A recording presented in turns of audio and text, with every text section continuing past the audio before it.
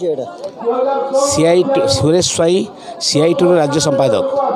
आज जो मुख्य आलोच्य विषय सीआईटी डक विशेष करके सारा भारत वर्ष रे आज समस्त श्रमिक संगठन संयुक्त किसान मोर्चा एवं स्वाधीन फेडरेशन तरफ आज देशव्यापी साधारण धर्मघट एवं ग्रामीण भारत बंद डाकरा दि जाए। कारण भारत वर्ष रे जो सरकार केंद्र मोदी सरकार अच्छी जी दीर्घ 10 वर्ष है शासन करुँच जी कहते बेटी बचा बेटी बढ़ा जी कहते दरदाम कमे देवा कथा जी कहते श्रमिकर भल काम करने कथा जी कहते युवक छात्र मान काम करने कथा जी कहते चाषी मान स्वार्थ देवा कथा आज 10 वर्ष भीतर देखा दी से संपूर्ण विफल होती।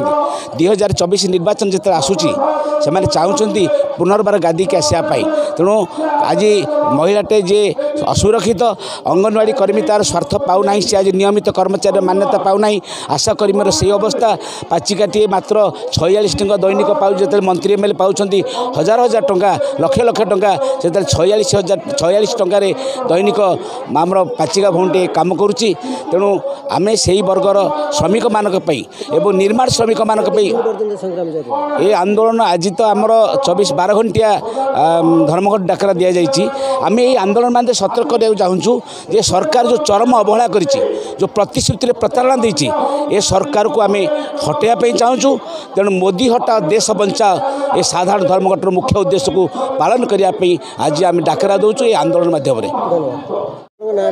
नित्यानंद परिड़ा आज ये गोटे जनसमावेश कर सीआई तरफ आमर आज जो जनसमावेश करा जहाँकि सर्वभारतीय कृषक श्रमिक संगठन मिलित कन्फेडरेशन मानक तरफ ग्रामीण भारत बंद डाकरा दि जाइए। परिप्रेक्षी में एटी श्रमिक संगठन कृषक संगठन कृषि श्रमिक संगठन मानक तरफ आज रणपुर ग्रामीण भारत बंद डाकरा को सफल करने आम आमर कार्यधारा चल रखीचु। उद्देश्य हूँ केंद्र सरकार जो कृषि आईन की प्रत्याहार कले एवं श्रमिक कृषक संगठन मानक जो प्रतिश्रुति देइथिले दीर्घ 2 वर्ष अतिक्रांत कलापर से दाबी पूरण कले नहीं। से दाबी की मन पकई देवाई लोक सचेतन करने कृषिजात पदार्थर सहायक मूल्य वृद्धि करने श्रमिक मानकर सर्वनिम्न मजूरी वृद्धि करने जहाँकि मासिक 29,000 टंका आशा पाचिका अंगनवाड़ी एमान को अल्प खूब कम मजूरी रे कम दरमा देकरी खटौचंती। तेणु दिन को 40-42 टंका से पारिश्रमिक पाती। आमे से दाबी करुचु 29,000 टंका मासिक से दि जाऊ। एवं जो आंदोलन केते दिन पर्यंत जारी रहे आमर ये आंदोलन तो चली दिल्ली में 5 दिन धरिक चली आपण मानकर प्रिंट मीडिया इलेक्ट्रोनिक मीडिया से कथा देखा।